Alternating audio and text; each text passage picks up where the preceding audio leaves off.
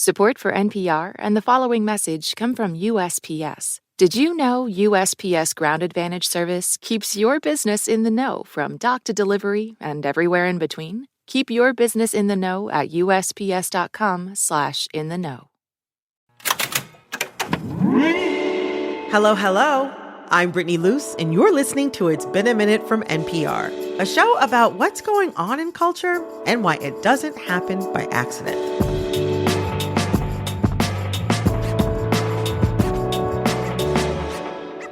Okay, Shelton and Antoine, you both saw it all.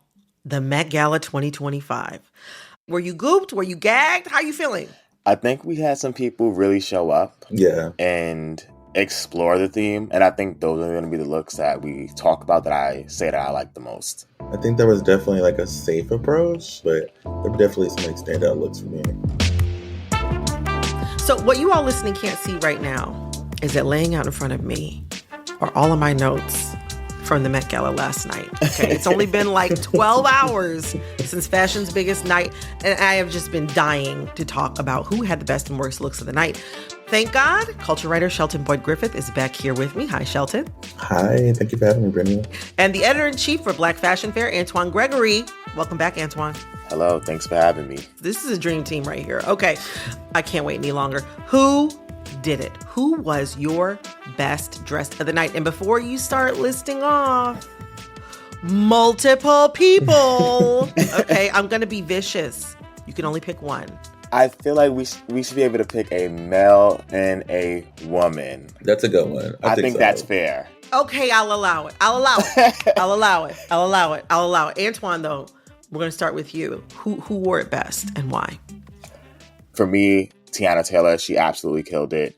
I think from the shoes to the ode to Harlem, about the Harlem Rose embroidered into her cape, that was absolutely incredible. And oh yeah, she was wearing like a custom design that she co-designed with herself and the famed costume designer Ruth E. Carter. What I really love about Teyana Taylor is she loves where she's from. Yeah. And every time she can tell you, I'm from Harlem, she's going to show it. And I think that's just, it's beautiful. Yeah. I agree. I totally love it. Okay. So who was your best dressed man?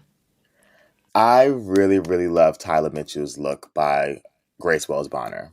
Oh, I thought it was absolutely beautiful. Yeah. The white boa, the grills, the hair. Mm-hmm. At every point where he could get it right, he did. Across the board, Grace Wells Bonner dressed so many people across the board in incredible ways. I mean, FKA Twigs had this gorgeous, flapper-like 20s dress that was totally different than what Lewis Hamilton was wearing. That beautiful, crisp white suit with the cowrie shell details and all that incredible jewelry and that beautiful hat. Just across the board, shout out Grace Wells Bonner. You really did it. You really did it last night. Okay. Even Monica Miller. Yes, dressing Monica Miller. Monica Miller. That was special. That was really special. Yes. Okay. And Shelton, was Antoine right? Who would you say were the best dressed man and woman of the evening? It was kind of unexpected for me, but I really enjoyed Tessa Thompson in that proper look with the Andre Leontali church fan. Oh my gosh, and that beautiful, big, structured coat.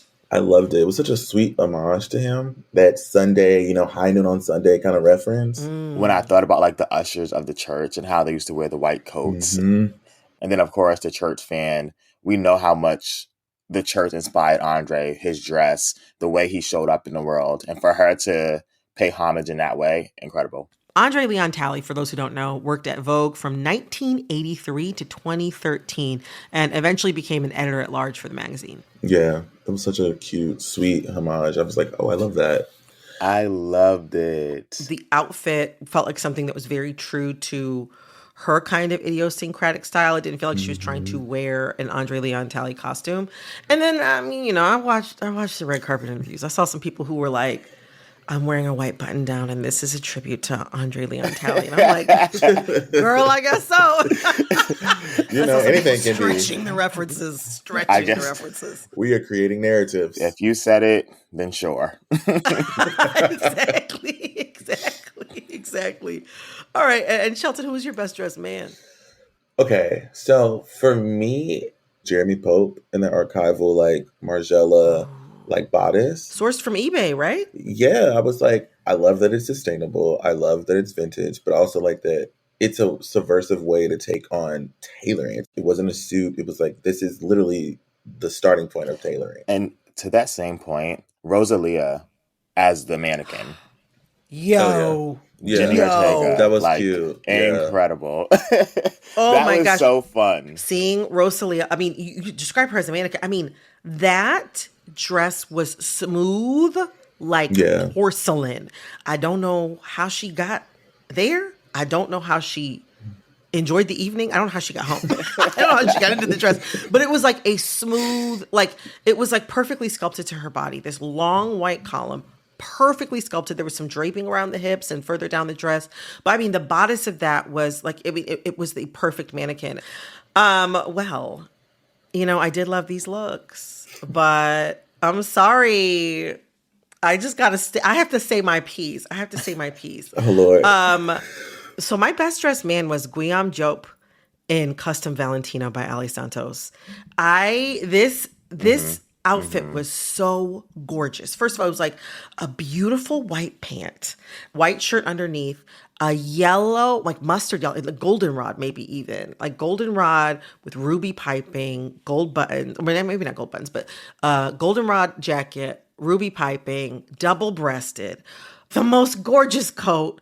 I'm like literally, a part of me, I don't want to commit crimes, but a part of me was, I had waited outside of the Met, driven my car up there, waited outside of the Met and been like, you need to give me this jacket. Like, I'll fight you. I felt like a lot of the best looks from the men of the night were from men who like fully embraced both the sense of humor and also the lack of a rigid approach to masculinity. That flamboyance Yes. is what people want to see. My best dressed pick for woman was Lauryn Hill, Butter Yellow, Cheney Chan. Very amazing. But we got to move on. Okay, so we already touched on this a little bit, but let's be clear. Every year the Met Gala has a theme, and that theme is attached to the Costume Institute's exhibition, which this year is called Superfine Tailoring Black Style. That means celebrities and designers were encouraged to style looks for the Met Gala inspired by the Black fashion tradition known as Black dandyism. Black dandyism is about fine tailoring with flair or exuberance added to it. You know, sometimes feathers or hats or exaggerated finishes and accessories. But this was also the very first Met Gala theme that honored a specifically Black fashion tradition, which makes me wonder, y'all have seen just as many, if not more, Met Galas than I have. Overall, did a Black theme mean that this was like the Blackest Met Gala ever? I mean, because Black people come every single year and show up and show out. I wonder, was there anything markedly different about this event than from past events? Other than... Aside from Stevie Wonder performing, which not everybody in that room deserved, but I know that I did. I think other than the text saying, you know, this is the theme, I feel like we've seen the same amount of Black celebrity on the carpet. It wasn't the influx of Blackness that I would have hoped for. Same. Wait, say more about that. I want to hear from y'all on this. If you see the exhibition and you go through the imagery, so many amazing Black designers are represented. They were not on the carpet. Not at all.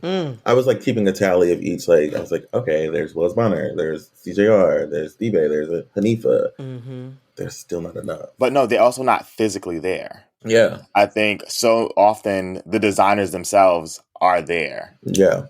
They are not there. In my mind, I would have thought that when you're talking about tailoring Black style, like I saw Thames wearing Oswald Boateng, but I would have thought he would have been somebody as like, you know, one of the only Black tailors ever on Savile Row. I thought he would have been somebody who would have been a featured talent. I also want to note that one of our listeners, P.L. McGee, reached out wanting to know more of your thoughts on how queerness showed up. As you both pointed out in our last episode, dandyism is intimately connected to queerness. And I wonder how you did or did not see queerness on display last night. I think it was everywhere. I think of like Jeremy O. Harris, like in that Balmain look. Jeremy's like outfit. It was very, it kind of, even the hair kind of referenced like Ike Ude from whose work is in the exhibition. Yes. I think so many of the celebrities live in that space of queerness. it's in their existence. So I think even when you look at Tiana Taylor, that's someone who is just like not queer in that way, but the energy, plays with that binary. like she definitely like straddles that fence. Like there was obviously a lot of like Uptown Pimp references. Yes. As somebody who has seen an Uptown Pimp or two, like the outfit felt a lot of the details of the outfit felt very faithful, but also too, there was a little bit of throwback kind of stud aesthetic to it, kind of like queer references across time. Mm-hmm. All right, Shelton, Antoine, we come to a point. We got to be honest. Who was the worst dressed of the night? Okay, I have one. Coming up, the moment you've all been waiting for: the worst dressed of the night. We're calling it how it is and awarding special prizes after a quick break.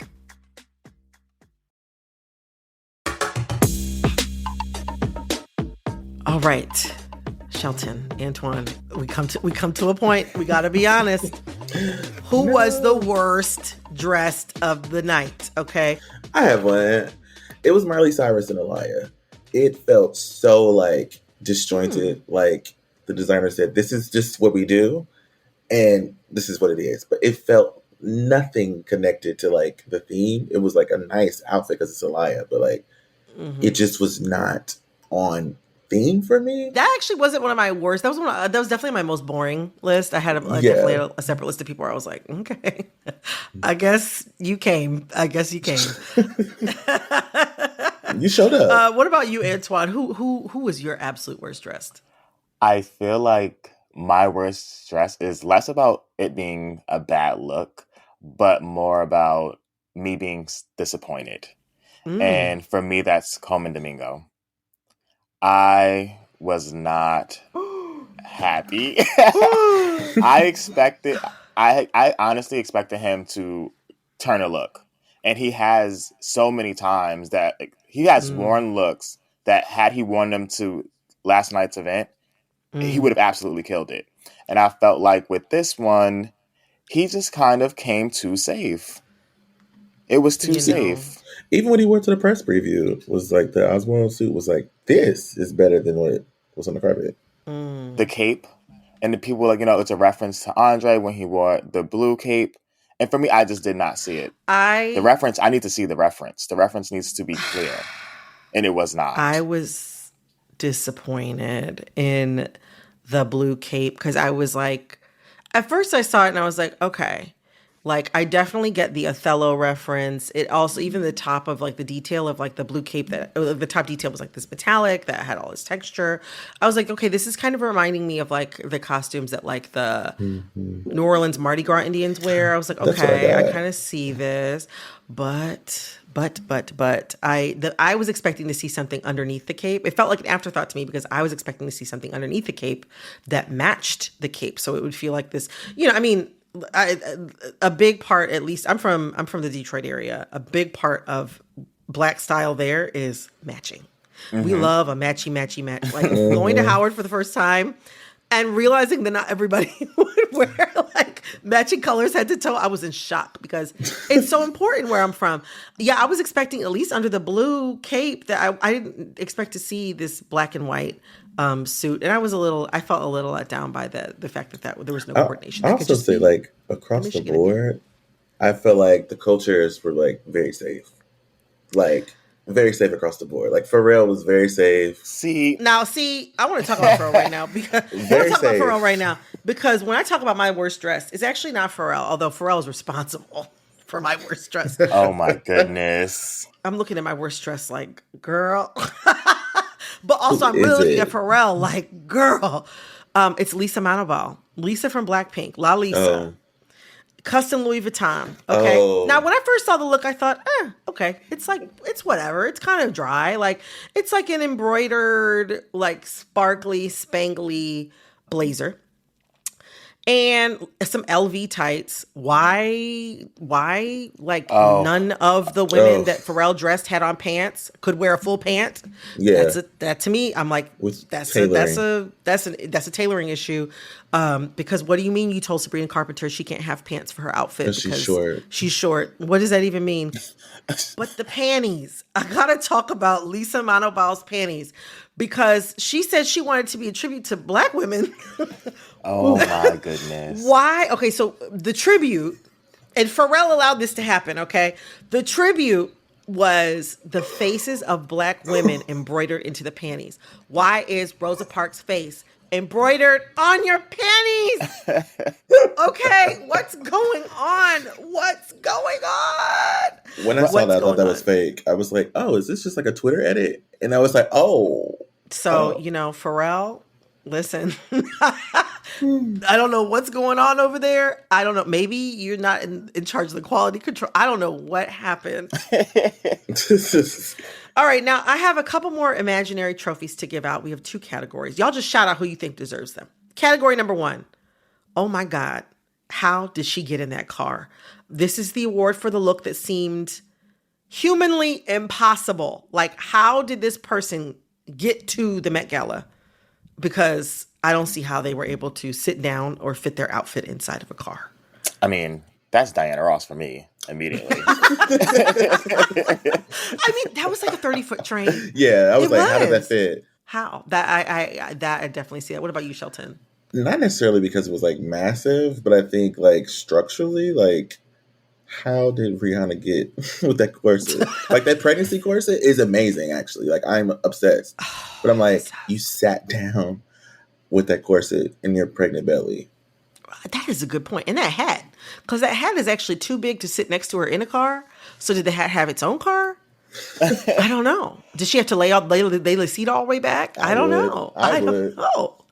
Okay, category number 2, size matters. Who deserves the award for the look that emphasized the biggest or the littlest looks of them all? So who is wearing something real tiny or something very big and grand? I would say Janelle Monáe because she came in the Tom Brown, The Box. Paul Tazwell was a part of that. Yeah. And it was like, it was really cute. I actually really, really enjoyed that. I love that. It was gigantic. I loved it. What about you, Shelton? The biggest of the littlest. Janelle's look was like, that like overcoat was huge.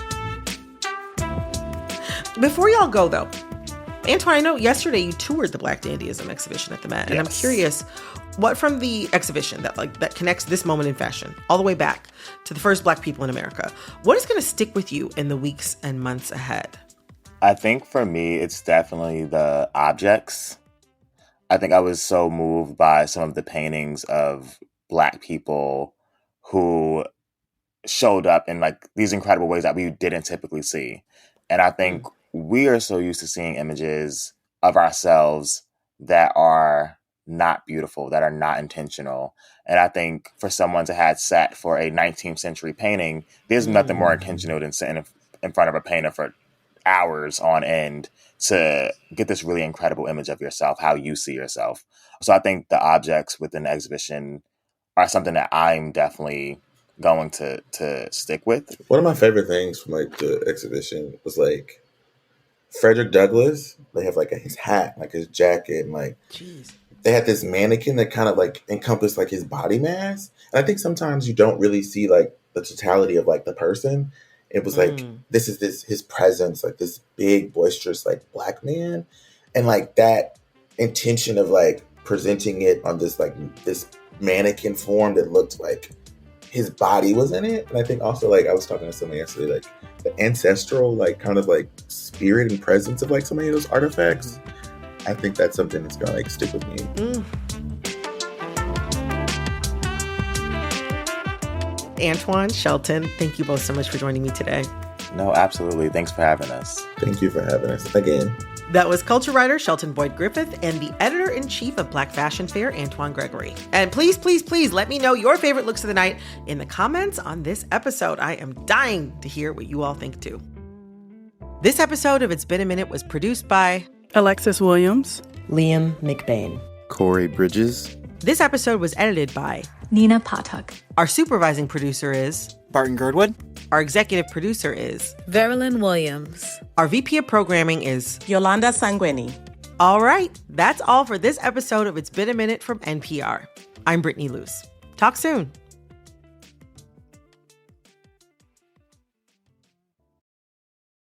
This message comes from Warby Parker. What makes a great pair of glasses? At Warby Parker, it's all the invisible extras without the extra cost, like free adjustments for life. Find your pair at warbyparker.com or visit one of their hundreds of stores around the country. You may have heard that President Trump has issued an executive order seeking to block all federal funding to NPR. This is the latest in a series of threats to media organizations across the country. Millions of people depend on the NPR network. Now more than ever, we're depending on you. Please donate today at donate.npr.org. Tariffs, recessions, how Colombian drug cartels gave us blueberries all year long. That's the kind of thing the Planet Money podcast explains. I'm Sarah Gonzalez, and on Planet Money, we help you understand the economy and how things all around you came to be the way they are. Para que sepas. So you know. Listen to the Planet Money podcast from NPR.